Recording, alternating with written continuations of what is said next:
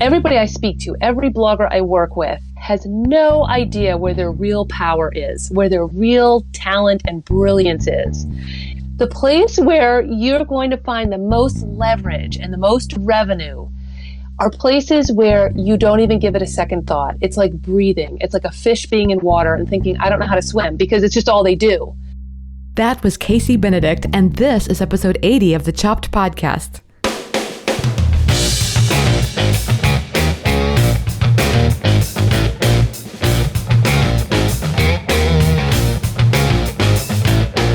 Hey everyone, I'm Marley of the blog Namely Marley. I'm your host, and this is the Chopped Podcast. You know, this is the podcast designed for people just like you, bloggers who love food. Each week, my goal is to share with you thoughts, stories, interviews, everything related to food blogging so that we can all learn together about what works with food blogging and maybe even a little bit about what doesn't. Today's guest is Casey Benedict. She's with the site Kitchen Play, and she's also one of the event founders with the Eat Right Retreat Conference. So Casey is very experienced in all matters food blogging because she's actually had her own food blog, even if it was just a short time. But then she turned that food blog experience and started working behind the scenes with food bloggers. And so she's got that behind the scenes work as well. She's done some consulting. She's organized Kitchen Play, which helps bloggers, basically pitch their services to brands. So she's got a lot of experience. And so I was very thrilled for the opportunity to talk with her. Casey also provides mastermind sessions for creative entrepreneurs with a focus on food. And I had the pleasure of participating in one of Casey's mastermind sessions. And so I'm thrilled to have her on the show to talk about the business strategy side of food blogging and also, an entrepreneurial side of being a creative entrepreneur.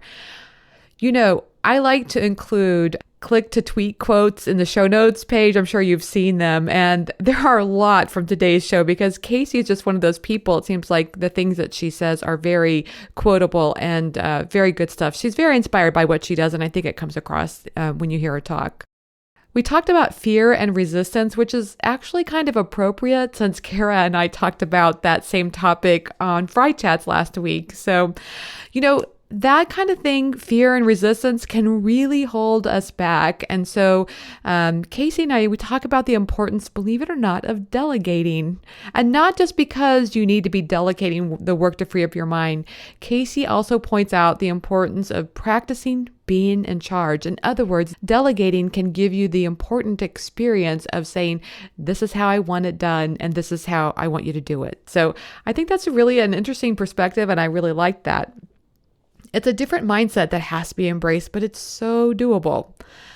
I am actually so into mindset discussions lately. I had Tiffany Angelis on the show in episode 72, and she was talking about how your mindset around money can hold you back as an entrepreneur. It's all about the mindset right now. And I'm sure this can be said about whatever job that you have, but I think it's particularly important when you're an entrepreneur.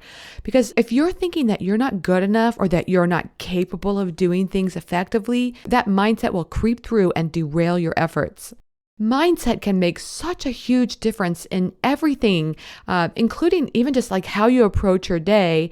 I've definitely found it to be true in my life, as a result of my consistent commitment to being more mindful and listening to my own inner blueprint. That involves for me, I like to get my daily steps in. I like to journal every day. It also means that I am very committed to my daily meditation. As a result, I feel more connected with myself. I'm less externally focused, and I have to say I am much happier as a result, which is a good thing. We all want to be happy, right? So I was really glad that Casey got into this mindset discussion. And we also talked about some of the business aspects of being a creative entrepreneur too. By the way, you might like that Casey recommends hiring a housekeeper, and it's for a different reason than you might expect. You'll have to listen to the interview to get her tip, but it's a great one. Okay, I am so excited to share this interview with you today, but first, a word about the Chopped Conference. One of the best ways to get your mindset right is to go to a conference, but I have to say, it can't be just any conference. You've got to find the one that makes your spirit soar. That's what we're all about at the Chopped Conference, creating an environment for creative entrepreneurs to connect with one another, hearing inspiring speakers, and feeling so inspired about the work that we're all doing. That's what we offer at Chopped, and you know we would love to have you there. The early bird rate is around for just a little bit longer, so be sure to head over to choppedcon.com today and click on register. I can't wait to see you there. Okay, let's get right to today's feature interview with Casey Benedict. Put on those earbuds, turn up the volume, and let's talk about all things food blogging and so much more. Hey everyone, I'm happy to have Casey Benedict of the site Kitchen Play on the show today. Hey Casey, welcome to the Chopped podcast. Oh, thanks so much for having me, Marley. I'm thrilled to be here. Well, I'm always happy for an opportunity to talk with you, Casey, and I'm really looking forward to sharing with everybody your knowledge about, you do so much with food blogging, and, it's the consulting work, the working with sites, you've got a conference and you've got a media network platform and mastermind groups. You've got so much going on. But first, I think it would be really helpful for everybody if you could kind of take a step back and tell everybody why it is that you actually started Kitchen Play. Okay, well, I'll give you the condensed long version. So it's a pretty funny backstory, but basically when my first daughter was born, and I'm sure that you didn't expect this part of the story, but I started a home-based baking business. And in doing so, I launched an e-commerce site. And then I realized, to get any traffic to the e-commerce site, I need to have a blog. So I launched a food blog. I mean, for lack of a better word, probably in 2008 or so. And I thought I was so smart and I thought I was so original. And then I looked around and I was like, holy moly, I am completely outnumbered. There are people that have been doing this for years already. They're so much more talented than I am. They're so much more together. I have no photography skills and no desire to acquire photography skills. So that blog lasted literally 35 minutes. It was like I was in and out in a blink of an eye. But in the process, I really fell in love with what food bloggers are doing. And I realized really quickly that in the community of bloggers in general, food bloggers are really creating new products every time they put up an original and new recipe. And those photos are new products.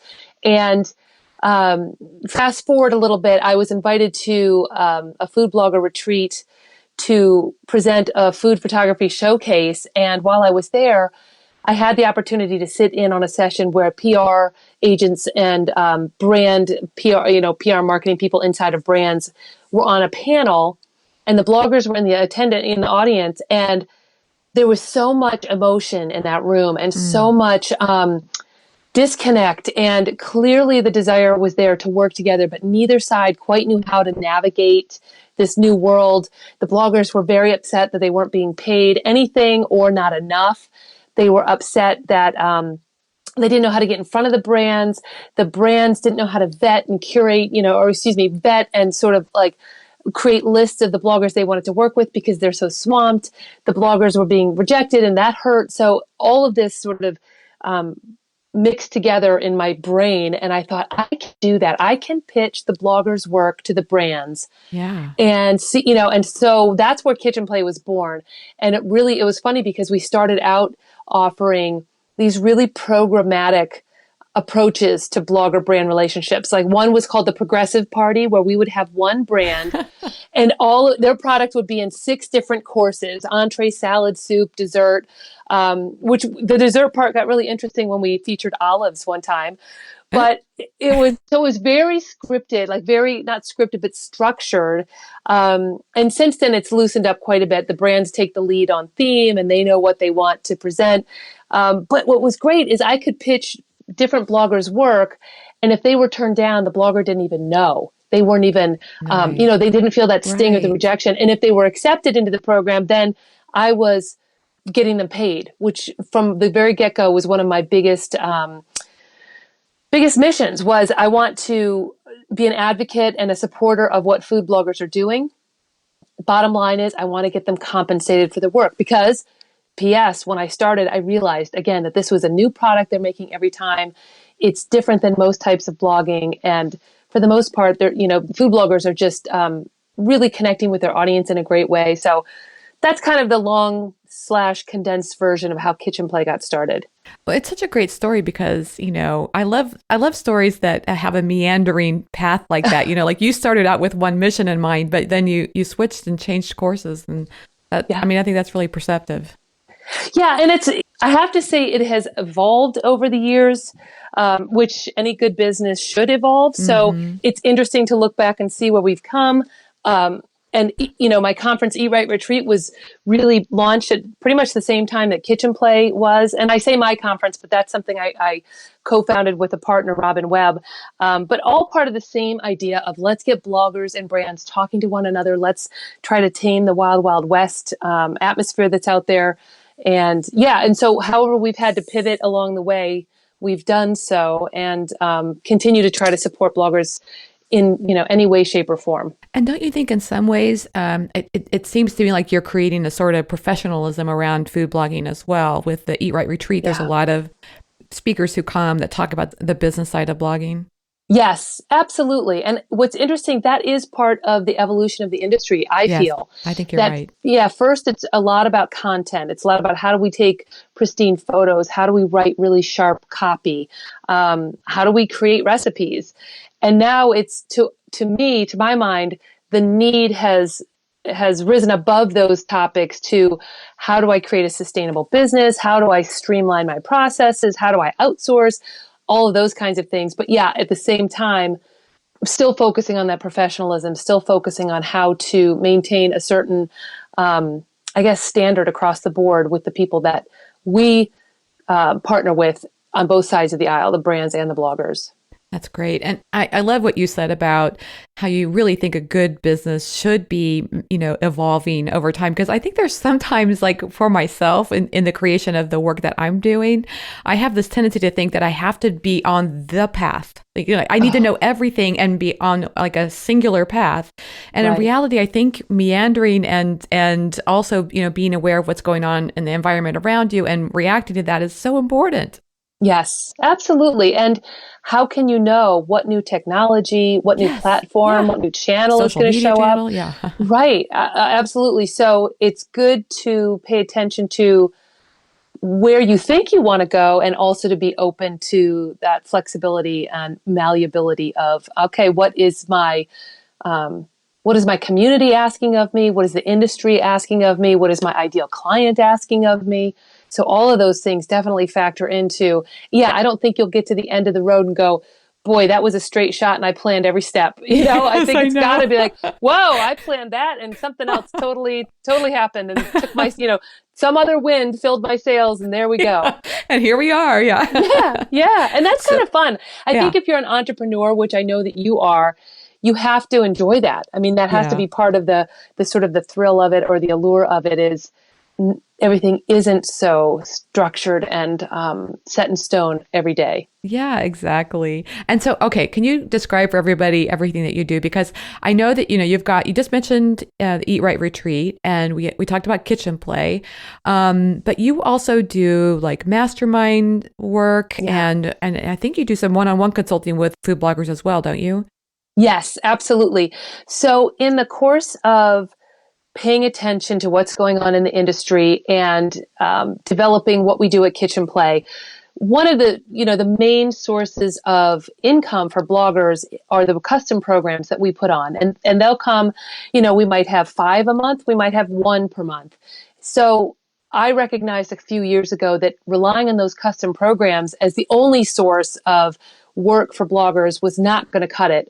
So we launched a membership site, which is sort of the foundation for the rest of the things and products and services you just mentioned.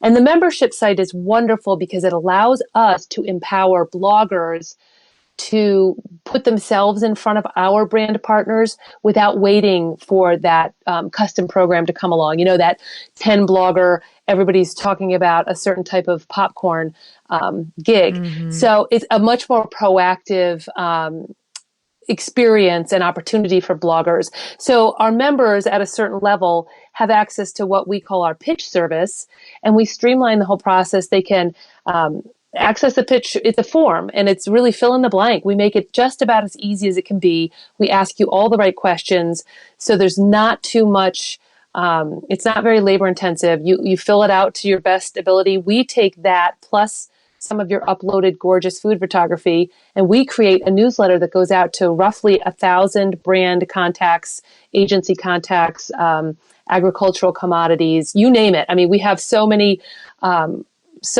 contacts out there that we can't even tell anymore who's, what brands are represented because there's just too many to name them all. And people, our PR reps go from agency to agency, so they change accounts. So it's just a really nice broad base of potential eyeballs on your pitch. So we send that newsletter out. Our members have had great success with that. So that's one way. And you don't even charge a commission, right? I mean, if somebody gets a gig off of that, then we don't. It's just that membership fee, which is pretty, it's reasonable. Like 20. Yeah, it's reasonable. It's $27 a month right now. And again, to get in front of 1,000 different people who are hoping to connect with you, how long would it take you to pitch 1,000 people? I mean, that would just be ridiculous. Yeah. So we love that. And then there are opportunities to move up in membership or in access to our business strategy offerings. And yes, at the top of that is either one-on-one consulting with me or participation in masterminds, which I love masterminds. I just think they are the alpha and omega of leveraging your community and the smart people around you to accelerate your business growth like nobody's business. I mean, it really just catapults you out. So many of us feel stuck, not because we don't have enough projects, but because we have so many ideas and so many tasks every day to pursue. A mastermind is a way to filter through all that through the eyes of other talented professionals in your industry, not necessarily always bloggers. I have masterminds running that are filled with the best and brightest from the culinary world, not just food bloggers. So that's really interesting as well. But yeah, so the masterminds I love. And then I do a business boost consulting, which combines business strategy and tactical, planning and work together along with talent management. So bloggers who are feeling really overwhelmed by pitching, really overwhelmed by the number of PR press releases that land in their inbox that they don't want to ignore because they may be missing an opportunity, but they simply can't field all of them and still do what they're trying to do every day. We can take over some of that in our business boost program with bloggers. So again, my goal is to find the different ways that this community needs support and offer solutions wherever possible. I'll just speak from experience because I've actually been in one of your masterminds, a couple of them actually, and they are very good. And honestly, I do think I went into them with, I don't know if trepidation is the right word, but definitely a little bit of fear. Okay. Because it's a little bit unnerving to put yourself out there like that in front of people that you may not know. In other words, you would kind of craft together these mastermind groups of like-minded people. And so we would be in this video call together and talking about the struggles and the things that we wanted to work on. And I found it to be very refreshing and also inspiring too. Yeah. Oh, so I'm so glad to hear that. And you bring up a really interesting point that is near and dear to my heart that I want to kind of expand on a little bit. My firm belief is the reason that you could have success in one of those groups despite your trepidation and despite your fear is the moderator. And I don't mean to, toot my own horn, but you have to have somebody who can guide the process and make it a safe place to create a container where if the expectation is that brilliant things are going to happen and real progress is going to be made, that everybody rises to that and takes part in that. There are lots of opportunities for food bloggers, especially. It's a wonderful community. People are very cognizant and open to collaborating and connecting and engaging one another.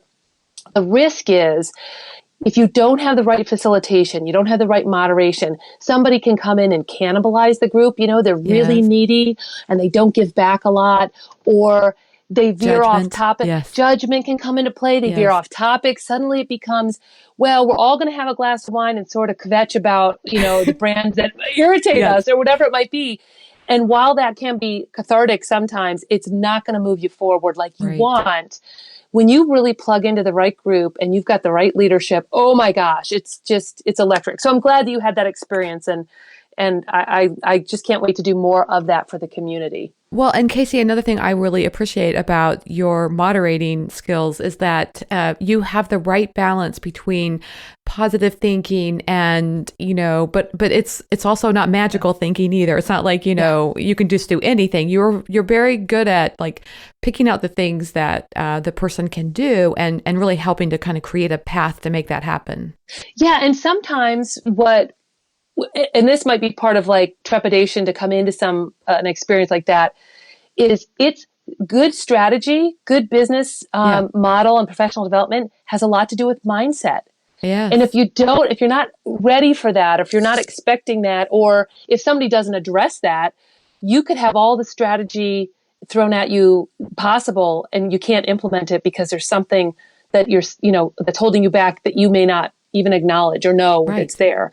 So it's music to my ears, because if we can combine both hey, what's keeping you stuck with here's the plan of attack once you fix what's keeping you stuck, right? Magic can happen without it having to feel too woo-woo for anybody. Yeah, exactly. I can give everybody a really good example, because when I did this mastermind with you, I was contemplating and heavily contemplating at the time that I wanted to have a giveaway associated on my site with signing up for my email newsletter. And, in my mind, that sounded very doable, but at the same time, I was thinking of all the complications that go along with it. You kind of walked me through that and suggested that, kind of broke it down how I could do it, and not maybe like how is and how to write it, but just the steps involved. And I think, honestly, you were just asking questions and I was creating the steps because I already knew this stuff.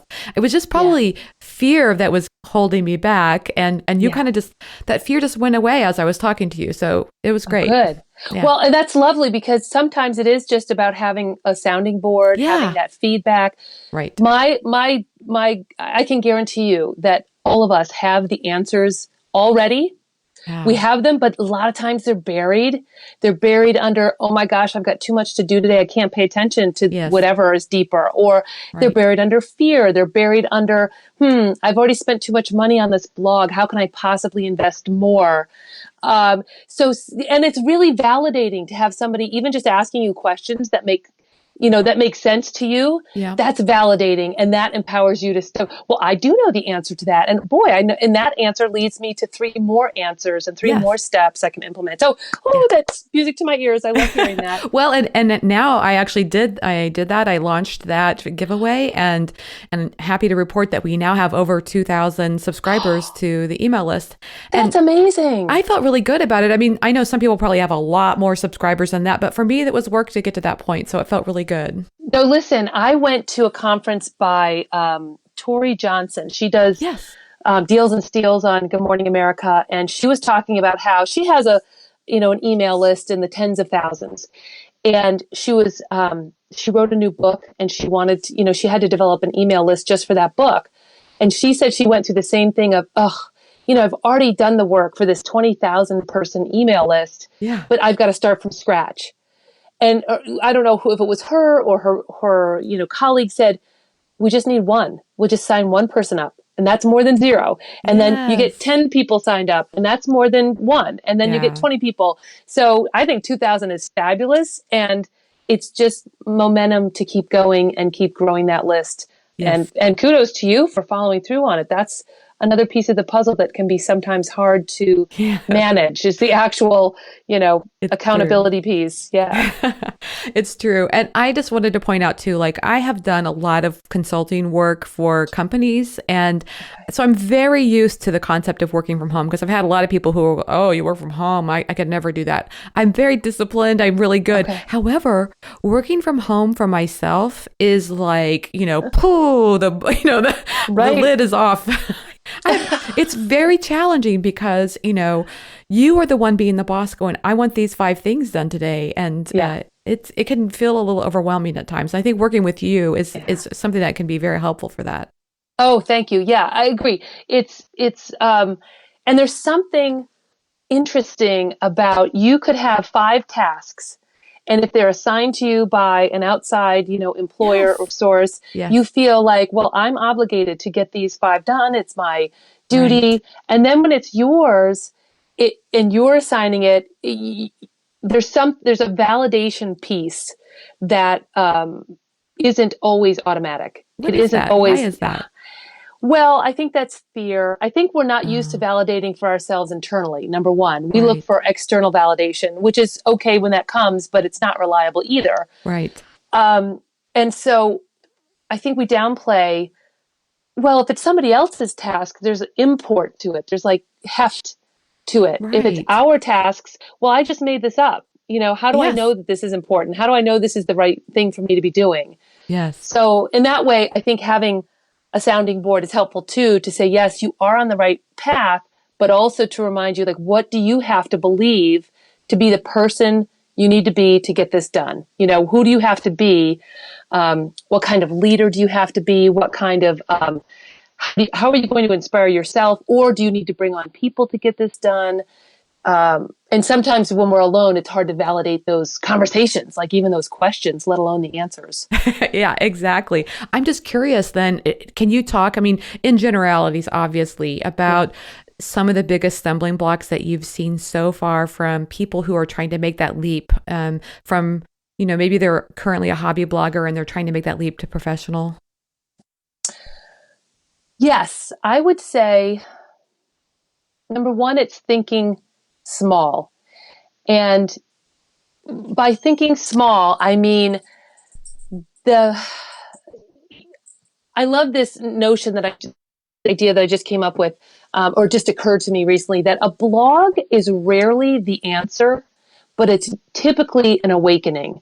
So most of us gravitated toward blogging because there was a part of us that needed to be expressed, or we needed to be in touch with our community or our families, or we needed to be creative. So it was an outlet. It's been an outlet, the blogging. Hmm. If you stop there, I think most people are doing themselves a disservice because they don't realize that their real power, like the blog is just a platform for something deeper and more meaningful, whatever that might be, whether it's, in your instance, helping people transition from one way of eating and lifestyle to another that might be foreign, intimidating, Right. scary, and doing that compassionately. The other piece is, what I see people doing is, again, looking externally for inspiration and for validation. Everybody I speak to, every blogger I work with, almost to the person, has no idea where their real power is, where their real talent and brilliance is. And I'll give you a hint. It's actually a big hint. It's like the whole enchilada. It's not even a hint. The place where you're going to find the most leverage and the most revenue are places where you don't even give it a second thought. It's like breathing. It's like a fish being in water and thinking, I don't know how to swim, because it's just all they do. So, for instance, I've worked with a blogger who was classically trained chef. And so she has this real authority in the kitchen, like really deep skill set. Yes. And yet her blog posts would sort of defer to whosever recipe she might have adapted, whatever chef she might have adapted, or whatever. Instead of saying, I do it this way because, which is what people want to know. If you're Right. trained and you Yes. have this depth of information and experience, Right. give me you. Like, so a lot of it is giving more of yourself, but knowing Yes. where that piece is. And again, 99 times out of 100, we overlook that because it's so second nature. We go, doesn't everybody know that? Or can't everybody do that? Yes. And the rest of the world will say, no, the rest of us can't do that. It's sort of like pitching. So many people are tied up in knots about pitching. And to me, it's like, it's so easy. It's relationship building. It's this, it's that. But I don't even think about it. Like, I'm just pitching all day long. I'm pitching you right now and you don't even know it. Like, I'm just pitching. So, Because you take the but so emotions out being, of it. yeah, I think so. Or maybe I put the relationship into it. I look at it Oh, right. as not selling, but how can I serve? Right. How can I make like, if I'm thinking about an agency, and like an account executive on a whatever food and beverage, that person is swamped. That person is up to their eyeballs in different accounts, not just the one I'm going to pitch. So I want to go to them solving a problem they didn't even know they had. Right. I want to go to them with a fully formed package that all they have to do is like turnkey. They just plug it in and go, rather than, hey, I'd love to work with you. What would be helpful? That causes them to have to think more. It's more resistance, yada, yada, yada. So to me, it's about serving. To me, it's about, and that's how I would help other people get through their fear of pitching is how can you serve? And this goes back to, when people are thinking about transitioning from a hobby blog to something that's more sustainable or full-time, or they've got that full-time sustainable blog, but they're feeling burned out, they're feeling overwhelmed. Most of the time, if they step back and look at who are they serving, because you get wrapped up into, I'm not enjoying this anymore. It's boring to me. I can't come up with any more ideas. Nobody's listening. I don't have any feedback. Then you've lost your eyes are not on the prize anymore. And the prize is, how can you help other people? How are you serving a specific client, a specific reader, a specific follower on your Facebook page? So the more you can tune into what you're offering and the transformation or the transition you're providing, not transition, but transformation, how you're helping someone, I think the more aligned your business and blog will be going forward. So I think that's a long answer to a question, way back that I hope I answered. No, it's great. And in fact, as I'm listening to you, I'm thinking it feels a little bit like a basket, that's been weaved. And there's a couple of different strands that are going on. Like some of it is, if I'm too focused on myself internally and the fear that's involved with that, that's when I probably give in to overwhelm. I'm giving into, this, I think you mentioned about thinking small, and that's all kind of fear-based. But then there's also this, part of like benevolence when I'm thinking about my audience and the help that I have, like the knowledge that I have. And if I, put that higher on a pedestal and the ways that I can serve my audience through that knowledge. I mean, it's kind of like this two-way street, I guess, and it feels really empowering to think about it that way. Yeah, and I think again, then it takes away that icky sales feeling. Yes. Like I'm trying to, like with your downloadable gift or the subscription sign up. If this is a piece of value, this is a product of quality that really will help people, I bet you have no problem posting it on Facebook, posting it, putting up a lead page, putting it wherever, because you just want people to have that resource, rather than feeling, if you're not invested in it and you haven't thought through how it's going to help someone, it's a little tougher to sell, I think, and that also can be where we get hung up. Oh, that's great. Yeah. That's really good information, and I really. I really like the part about the fear and thinking small and how to overcome all that. And I think what you're saying is really powerful in that regard. And if we're focusing on that, then we're not so anxious about oversharing on social media or those, I think sometimes when it comes to promotion, that's a hard area too. And people, at least the bloggers I've talked to and for myself personally, it's like, I feel like I'm being annoying on social media. However, if I want that message to get out to that person that needs to hear it, then I have to, I need to put it out there. Yeah. And I think you can also flip it and say, there's somebody out there looking for this. If I'm invisible, if I'm hiding, they can't find it. They can't get the help they need. Right. And there's always somebody looking for what you particularly are offering or what I in particular am offering. And they may be different people. So it's not a competition thing. It's just there's somebody looking for it. So be visible, you can be tactful too, you can balance it, but definitely, abandon the notion that you're being pushy or salesy, and instead that you're taking a stand for those people that need your help, that need, and it gets I think it gets trickier when you're talking about people who are making decadent, dreamy desserts, because you can start to downplay that. Well, who really needs a 14-layer chocolate cake, which is what I love to bake, So you can start having that conversation. Yes. But let me tell you, there are people out there that need that 14-layer chocolate cake for whatever reason. Yeah. And, it's worth doing the deeper dive on who is that person? Why are they coming to find this chocolate cake? Why does my chocolate cake differ, or my presentation or whatever differ from somebody else's? On the flip side, I could see where you could have a blogger who's only doing healthy food, and then after a while they're like, I just want to do a chocolate cake, Yeah, right. And that's the thing is our ideal reader comes from maybe a lot of different places, and it's worth exploring that. And Yes. people are, they change, they're flexible. So what they want one day, they may want something different the next day. So be there, be ready for them. And I want to back up and talk about fear, because Okay. the other thing that fear does, is it overloads our plates. This is why we're overwhelmed and why we have too much to do, because we're afraid to say no because of a fear. What's the fear?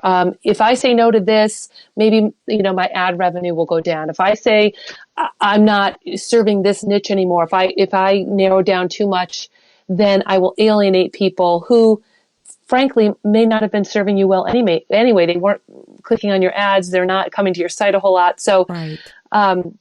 fear has an interest. It pops its head up in a lot of places you might not expect to keep us stuck. And I would suggest that your listeners, if they feel in a place where they're stuck, or they feel like a couple of years ago, I had this epiphany that I was busy, right? I had this busy story.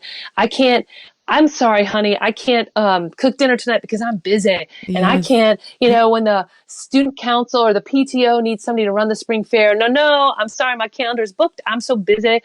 And I Yeah. had this like moment where I'm like, what is going on? Why am I busy? Well, how is it serving me? Yes. So anytime we have something going on in our business or our lives that is unbalanced, or we don't like it, or we say, we talk about it in a way that's like, oh, I'm a victim of this, because I was a victim of my busy schedule. I turned it around and said, I'm doing that on purpose so that I can use it to not get involved in the PTO. I can use it to, Right. like, there's always a reason that those situations are keeping us safe, but safe isn't always what's best for us, or safe isn't really what it looks like, Yes. I can see so. where it makes us feel important. I know I feel that way. It makes us feel Yes, important to be like, oh, my schedule's booked all day long. absolutely. Yes. I remember having that exact realization, like, I am fooling myself into thinking that I'm so important. Yeah. Right. And it But wasn't serving me. and in reality, we have the ability to create our schedule. It's like, Yeah. that it's like create your own adventure when you're an entrepreneur, and you have the Yes. opportunity to say, I'm going to work for this hour, and then I'm going to take a 30-minute workout break, and then I'm going to work for another hour or Yeah. whatever. Yeah. And for me, I've had to work on this mindset of, if I'm not busy, I'm not really valuable. It's not really Yes. valid what I'm doing. Like, Right. I can't get a team of people around me to handle all the stuff. Like, I've got to be in all the stuff. So I've had to Yeah. learn how to rethink where I place my value, or how I define my worth, because it cannot, for me, be tied to how busy I am anymore, because that's a lie. Mm. But it's interesting how on the flip side, it really has, it's been eye-opening for me to work on the busyness of my life. Well, it's interesting that you say that, Casey, because I do think there is a trend amongst entrepreneurs that I know, and that is this tendency, and I don't want to say control freak, but really I think there's a sense of we get a thrill out of the work that we do, and Mm-hmm. and so it's easy to kind of want to keep doing it and keep doing more, and to relinquish that control to somebody else or to ask for help is not always easy. Right. And I think that's worth exploring again Yeah, with I this. Like, agree. how is this serving me? Is it really Yes. serving my business to move forward? Somebody in one of my mastermind groups said the definition of a freelancer is somebody who continues to hire themselves for all the projects that they line up. That's so good. Yeah. And an entrepreneur is somebody who hires other people. Oh my gosh, that's so good. I love So, that. so if we're going to be entrepreneurs, really we need to switch our mindset to, we're in it to actually hire other people and build Yes. up businesses and build up structures and systems, Yeah. rather than and again, everybody comes to this from a different place, but the validation of, if I do it all myself, I'm a good person, like I'm a better business person, or it validates what I'm doing because I've done it. It's not the lazy way out or something, whatever Yes. our story is that we tell ourselves. But yeah, it is hard to get away from that thrill of accomplishment. But I think that's the playing small piece, is I'm just going to accomplish my burning issues that are on my desk right now, rather than what my business is really calling me to do, which is much bigger than this, but I'll have to be okay not being in it every minute, but instead leading other people to help out. And And at that's a least, leader. Yes, absolutely. And that's what I've discovered for myself. There's also this difference between a manager and a leader. A manager hears a good idea and says, that's a great idea. I will add it to my list. And a leader says, that's a great idea. Who can we get to do that? So, and I've had to make that shift for myself of getting out of managing my business. It's the E-Myth, I think Yes. the book called the E-Myth. Am I getting the right name? I forget. E-myth?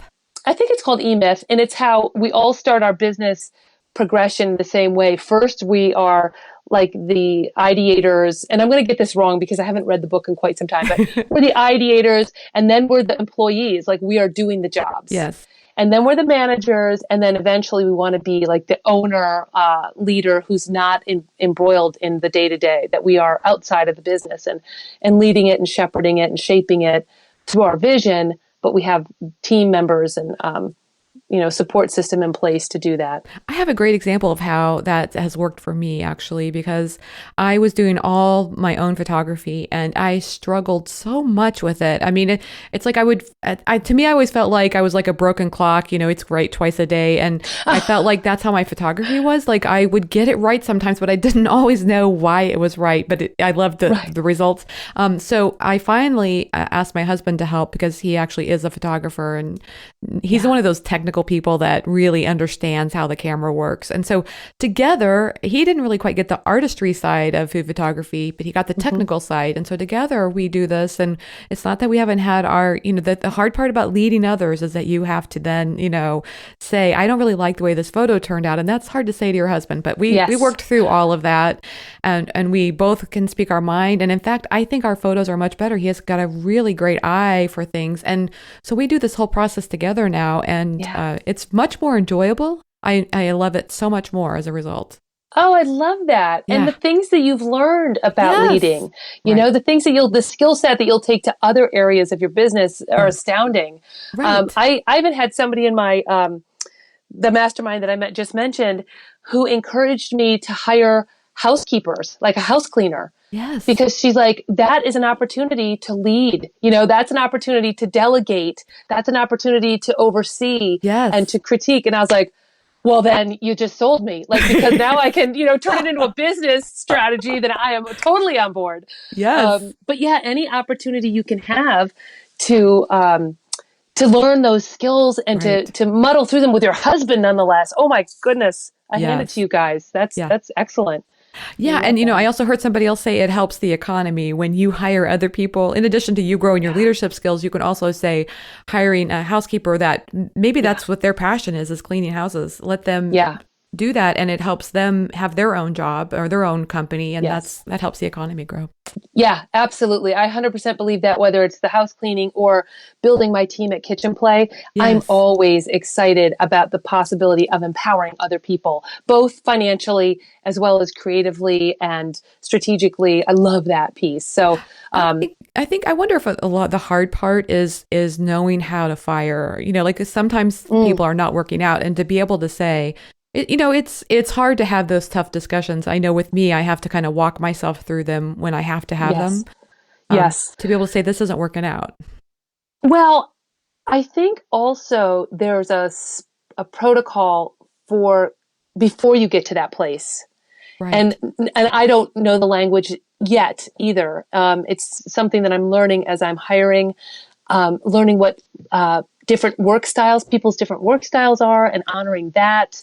For me, the big key is clarity. My own clarity is the thing standing in the way of me leading, because where are we all going if Casey doesn't really know, what the end goal is? Right. So it's putting myself, to the test, or putting myself on the line there. That's been really transformative for me, and it's still a work in progress. But I think that's so good. Yeah, but to your point, I mean, problems do crop up, and perhaps there's a way, even early on with the hiring process and filtering out who you're hiring, to eliminate some of that, and then communicating throughout, and then getting feedback. And I think there's a lot of hard conversations that can happen even between the hiring and the firing. I love it. And I think you're right. There's nothing like hiring somebody else to make you realize the complexities of a project that you have in your head. Like even if you just, like I think from a food blogger's perspective, you may hire somebody to do your Pinterest account for you and you realize, oh my gosh, I have a lot of things that I do as far as what I pin, the rules I have in my head about what I want to be on my Pinterest account. Yeah. And the preferences and yep.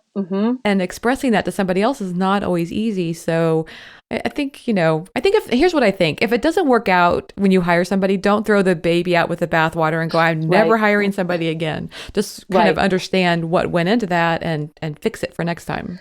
Right. And I think to your point, most people would give up at the place of owning I have preferences, owning the fact that they want it done in a certain way. Yes. And then tensions bubble up because you're not actually saying, actually, I want it this way. And I don't have to justify why I want it this way. I'm paying you to do it the way I want you to do it. So here's what I want. Right. That's a hard conversation to have with ourselves, right? Yes. In our own heads. Right. Because we downplay it and we go like, who am I to be bossing someone else around? Who am I to be? Maybe that person knows Pinterest better than I do or whatever it might be. So there's a whole deep thing going on there when you hire people. Absolutely. Right. It's a fine dance to balance between here are my expectations and also incorporating the individuality of that person. They might have some great ideas that you kind of go, oh, well, yeah, actually, that is a good point. We could do it that way. Or, it's just knowing the difference between the two. Yes, right. And when to hold the line and when to be flexible. Yeah. Yes. Yeah. Well, Casey, we've talked for such a great amount of time and I really have enjoyed this. I do have a couple of fun questions I like to ask people at the end of the interview. Are you game? I'm totally game. Okay. So what's one food item you can't live without? Oh, butter. I mean, really, butter's the staple for everything else, right? Yes, exactly. So what's your favorite thing to put it on? Like mashed potatoes or what? Does a spoon count? You don't eat it on a spoon. No, I don't. But let me think. A really nice, well-made baguette with some, high quality butter. That's my favorite. But I'll put butter on just about anything or in anything. Yeah, okay. I'm not picky. How about your phone? Do you have a favorite app for your phone? Ooh, yes. I have several of them, but I'm really big on Simpleology right now. I don't even know that one. Oh, Simpleology is my favorite. And it's not an app. It's a desktop. It's there's a desktop version. It's a to-do list generator, but it's so much more. It has absolutely kicked my butt into shape. I no longer go through my day wondering what's next or what's my real goal. Oh, I love it. I love it. Yeah, it's remarkable. And then they have an app to go with it so that you're never, if you're with your phone all the time, like I am, and an idea pops into your head, oh, I need to call so-and-so. Oh, I need to pay the taxes. Oh, I need to whatever. Right. You plop it in and it doesn't put it on your to-do list. What happens is the next time you run through your daily sort of start my day ritual, then it pops up so you can decide, what am I doing with that item? Am I going to put it on my calendar? Am I going to delegate it? Am I going to do it today? Nice. So, which is nice because we have so many ideas and just adding them to the bottom of our to-do list does not help us process what we really need to be doing with that idea. Right. So I can't say enough about the system, and I'll even shoot you a link because I have an affiliate link that takes, I don't know, $300 off the yearly subscription rate or something crazy like that. But regardless, look up Simpleology. It is absolutely my favorite. And I am not a to-do list person. I cannot stand to-do lists. So I'm converted because this is a to-do list with context. It takes into account everything I'm trying to do, my short-term, mid-term, long-term goals. So yeah, Simpleology is my go-to. And then I could throw my to-do list notebook away. It depends. I never had any luck myself with the handwritten. I tried the bullet journal. I've tried, the Franklin Covey. I've tried them all. This is the only one that I've stuck with. So you may like a handwritten journal. I have journals that I just take notes in. Yeah. But for just scheduling and day-to-day, definitely Simpleology. Oh, that's definitely. Great. I can't wait to check it out. Okay. Do you have any time for TV? And if so, do you have a favorite show? I'm just getting into Billions, which is, I believe, a Netflix or one of the premium channel. I love it. Based on Carl Sagan, Billions and Billions? No, I'm kidding. That's a No, joke. this one's like a funny. Oh, this one's like a financial thriller, sort of Oh, cat and mouse with oh, it's Damian money. Lewis, and yes, money, billions, yeah, and of course Game of Thrones, sort of like the tacky, I can't resist, can't Yeah. look away, date night, not date night, but like a date with our TV. My husband and I watch that one, and then other than that, I'm fairly unattached to my TV. I'm proud to say. In fact, I don't even know how to turn it on and get to the stations or channels or whatever I want to. And I purposefully kept myself ignorant so that I don't even know. If the Yes. kids can get me there, great. And if my husband can get me there, great. Otherwise, I've got other things I want to do. That's such a great approach to TV, I think. So, Casey, how can people find you online? Well, they can visit Kitchen Play, which is kitchen-play.com. They can email me at casey@kitchen-play.com if they have questions about any of the products or services we talked about today. I'm in several Facebook groups. I've lost count of how many, but definitely like food blogger friends and cookbook friends. I'm always happy to answer questions and be a resource. My goal right now is really to help bloggers begin to take themselves and their businesses much more seriously, in a joyful way, not in a drudgery kind of way, but to get back to what they love doing and making a ton of money doing it. So if I can, help people out, give a tip, give some insight, give some feedback, I'm happy to do that. Wonderful. Casey, thanks so much for taking the time to talk with me today. I had a great time. Oh, thanks, Marley. This has been a joy. Thanks so much to Casey Benedict for being my guest on today's episode of the Chopped Podcast. Be sure to go to choppedpodcast.com to learn more about today's show and sign up for our newsletter to get the latest on all things food blogging. Tune in next week as I talk to Sabrina Snyder of the site Dinner Then Dessert. Sabrina shares how she went from 0 to 500,000 page views per month in only 1 year. It's such an impressive, inspiring story. You won't want to miss it. Wow, everyone, your emails and responses on social media and reviews, it's just all been so wonderful. It's meant the world to me. You can show your support for the Chop Podcast by leaving a review on iTunes or Stitcher. You can share about the show on social media or even leave a link on your own blog or podcast. And I love getting your emails, so keep them coming. You inspire me, and I hope today's show was helpful and inspirational to the work you're doing every day. Thanks for listening and have a great week.